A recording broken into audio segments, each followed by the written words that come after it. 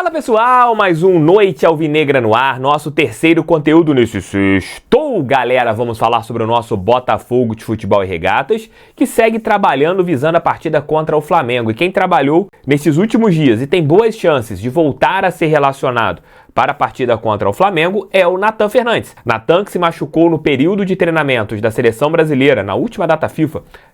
Ali ele seria convocado para o Mundial que aconteceu, Sub-20, que acontece ainda, né? Não acabou lá no Chile. Ele acabou tendo uma lesão na mão, passou por uma cirurgia e ele não participou da competição onde a Seleção Brasileira foi eliminada na primeira fase. Isso mesmo, o Brasil foi eliminado na primeira fase do Mundial. E agora, o jogador que trabalhou normalmente deve ser uma das novidades do técnico David Ancelotti ali, pelo menos para o banco de reservas. Nathan, que ainda não jogou o que era esperado que ele jogasse, o menino que tem muita força física, é jovem jogador, e você... Para ter uma ideia, né? O Ryan, do Vasco, ele disputava a posição com o Nathan Fernandes na Seleção Brasileira Sub-20. São jogadores que você conversa com pessoas do meio do futebol que têm perfis parecidos. E o Nathan conseguiu estourar um pouco antes lá no Grêmio, depois teve uma queda de rendimento e aqui no Botafogo não consegue jogar. Quando o Lyon queria o Ryan e existia a possibilidade de ele jogar no Botafogo, nossa, você teve ali várias críticas em relação a esse jogador poder vir para o Botafogo. E o Ryan estourou, principalmente depois da chegada do Fernando Diniz lá no Vasco da Gama, e vem sendo um dos destaques da equipe Cruz Maltina nesta temporada de 2025. Para vocês entenderem, um jogador jovem, ele pode estourar de uma hora para outra, pode não acontecer. Ainda o Nathan não aconteceu no Botafogo, mas é um menino que já demonstrou ter capacidade, já demonstrou isso na equipe do Grêmio, e torcer que ele consiga ter possibilidades aqui no Botafogo. Muitas lesões nessa temporada, lesões físicas, agora essa lesão de mão, e tomara que o Nathan vire o jogador que todos nós achamos que ele pode ser. Eu acho que o Nathan ainda pode ser muito útil pela sua força física, um atleta rápido, incisivo, mas que ainda não jogou bola no Botafogo. É mais uma das contratações que aconteceram nesse ano que precisam ainda mostrar, né? O Nathan é um jogador forte, um ponta rápido, que poderia ser esse jogador agudo que o Botafogo não tem, mas ainda não performou vestindo a nossa camisa. Vamos torcer que ele consiga. Além disso, por falar em Grêmio, né?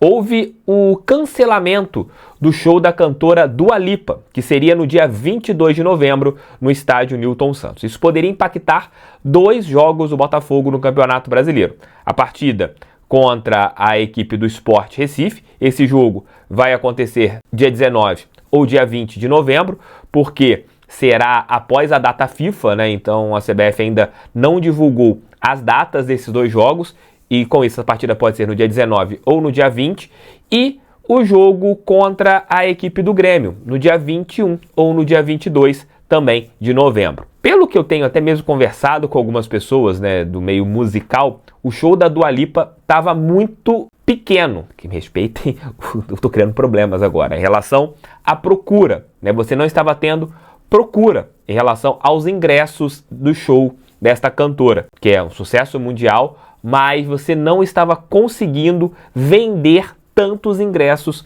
para o estádio gigante como é o Newton Santos.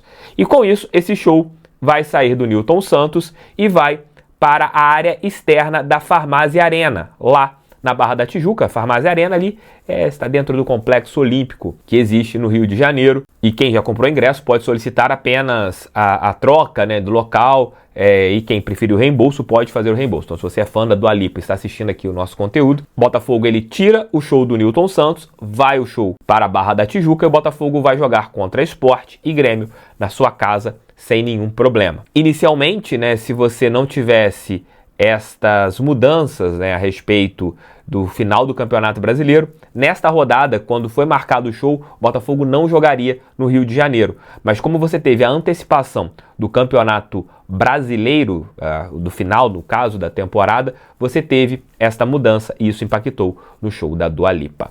Amigos, sobre Botafogo e Flamengo, um dos principais jogadores da equipe rubro-negra, que é o Bruno Henrique, existia a possibilidade dele ficar fora do jogo contra o Botafogo. O Bruno Henrique, ele foi condenado por manipulação e foi suspenso por 12 jogos no dia 4 de setembro.